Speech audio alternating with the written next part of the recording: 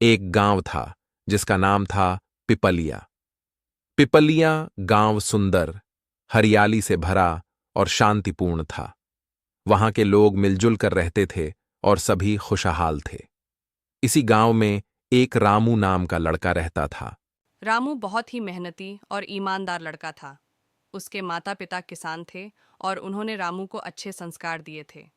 बचपन से ही रामू का मन पढ़ाई में खूब लगता था, परंतु आर्थिक स्थिति के कारण वह नियमित स्कूल नहीं जा पाता था।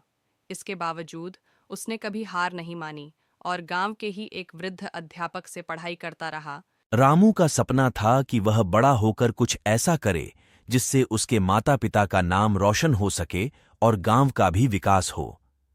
हर रोज सुबह सुबह वह अपने खेतों में काम करता और दोपहर में अध्यापक जी से पढ़ाई करने जाता। शाम को वापस आकर वह घर के कामों में अपने माता पिता की मदद करता। एक दिन गांव में एक बड़ा मेला लगा। मेले में बहुत से खेल और प्रतियोगिताएं हो रही थीं। रामू ने सोचा कि वह भी इनमें भाग ले और अपना भाग्य आजमाए। उसने कहानी लेखन की प्रतियोगिता में भाग लिया।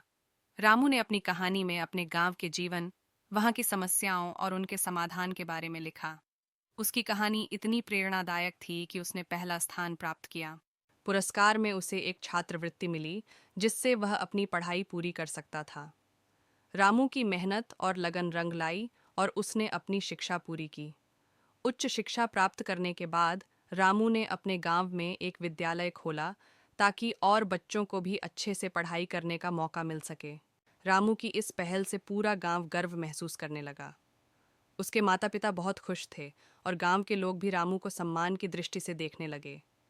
रामू ने अपने जीवन में जो भी कठिनाइयां झेली थीं, उन्हें उसने अपनी ताकत बनाई और अपने सपनों को पूरा किया। रामू की कहानी एक प्रेरणा बन गई और उसने साबित कर दिया कि अगर इरादे मजबूत हों और मेहनत सच्ची हो तो कोई भी मुश्किल रास्ता आसान हो सकता है।